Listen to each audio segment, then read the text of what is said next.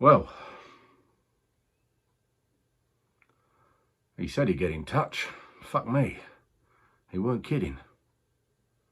He just told me something. I don't know what to think, to be honest. He's usually right. He's annoying like that. Jesus. Well, if he is.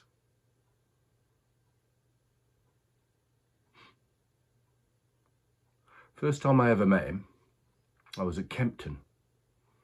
I was in the tote line and I caught him looking over my shoulder. "Can I help you, mate?" I asked him. He just smiled, shook his head, all cocky like, chewing gum like he was a football manager. "I think it's you who need my help, chum," he said. Well, I had to ask. "What?" "She's not been tested over a mile and a half, and she's not been out since Christmas. Plus, the jockey's a cokehead. Just saying." And he looked down at his paper, dismissively.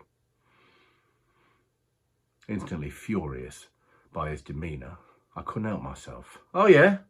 So who you got then?" I asked, a little too aggressively. But fuck, he had that way about him, you know what I mean? Without looking up, he just said, "Number 4 will win it." Then he looked up.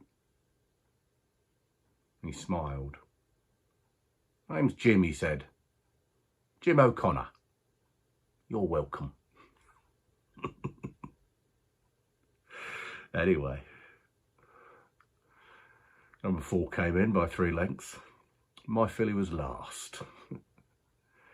Yeah, that's how I first met him. I caught him again later in the bar and we got talking. And despite his funny little ways, I found myself being drawn in by him. He had this charisma. Yeah, he could be a bit arrogant, but the more you got to know him, the more you sort of didn't mind, really. It was weird. He was a golf pro at Wentworth, living at Virginia Water at the time, so he weren't short of a few bob. Fair play, though. He weren't short at sharing it out either.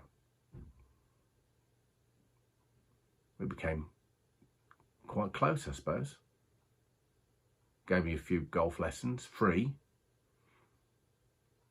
Got down to 12 handicap, never been closer to 18 before. We went to Cheltenham together for the week. Well, 4 days, you know. A few years back now, though. Yeah. Yeah, it was good. Like I say, he was a generous man. A few years ago, before he, well, moved, he took me to Wimbledon. Men's semi-final day. Becker versus Ivanisevic. Whew.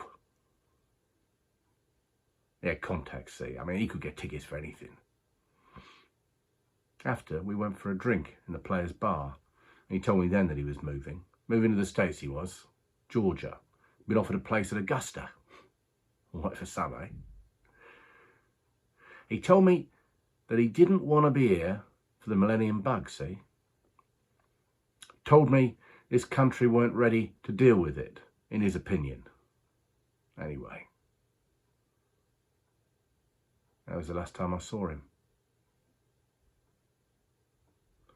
He rang me up about 3 weeks later. Told me that he was flying out the next day. Said he'd enjoyed our time together and to look after myself and that he would be in touch. He was very adamant about that. I'll stay in touch, you know. I promise. Now,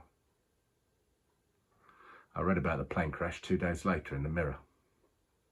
First, I didn't put 2 and 2 together, but a couple of days later there was a piece in the Sporting Life about this certain horse race owner who'd died in a plane crash in South Carolina. Now, this owner had been a once quite successful golfer, and they gave his name, Jim O'Connor.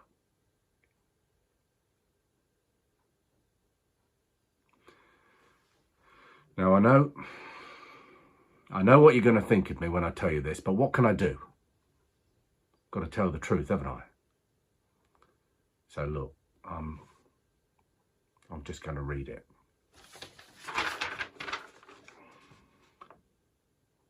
Hello, chum. Been a while. It's not that I haven't wanted to get in touch. I just haven't known how to. But I told you I'd be here sometime.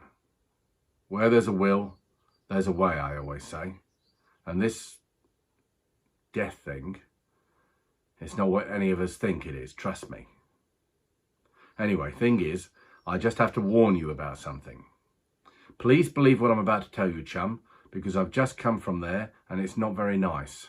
It doesn't happen for another 15 years, but when it does, and whenever it is that you first hear about it, just stay in.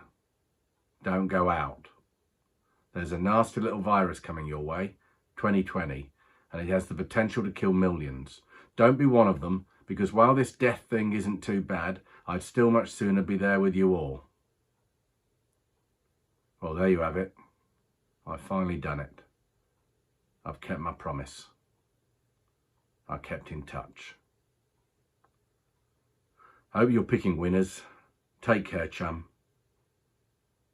Jim.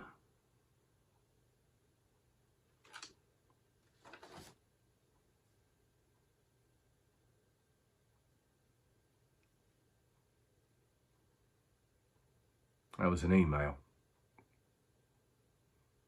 I got it 20 minutes ago.